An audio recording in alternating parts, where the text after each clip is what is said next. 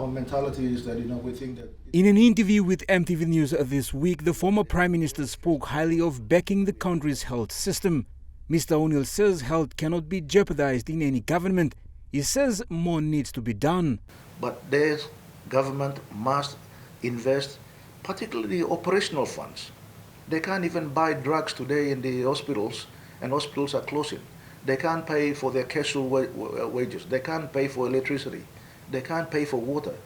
These are simple operational funding that hospitals must have to make sure that they keep the doors open so patients can go there and get treatment and basic health care.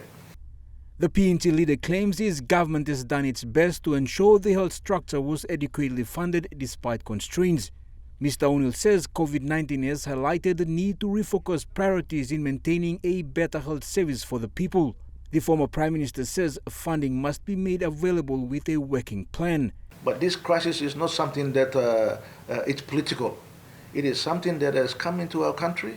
COVID-19 is a virus that has entered our country. We must be able to manage it. There must be no complacency. It is not about blaming people. It is about providing strong leadership and funding so that we can overcome this particular virus in the coming months. Meanwhile, Prime Minister James Marape says the ruling government is ensuring the health of the nation remains a priority. He says through the Provincial Health Authority structure, appropriate funding will be released.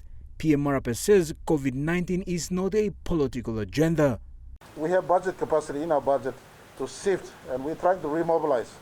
Health, COVID has become a number one issue, shift all focus to health sector to ensure that it is up and running, but it is really dependent on the plan that is generated from the health department, health sector, not from politicians like me. And government but trying best right across our country. Long time make sure that we play support in health department, ego more yet, and I use him this like COVID time, not building bigger, better health services and facility in our country. So Jack Lapawa Jr., National EMTV News.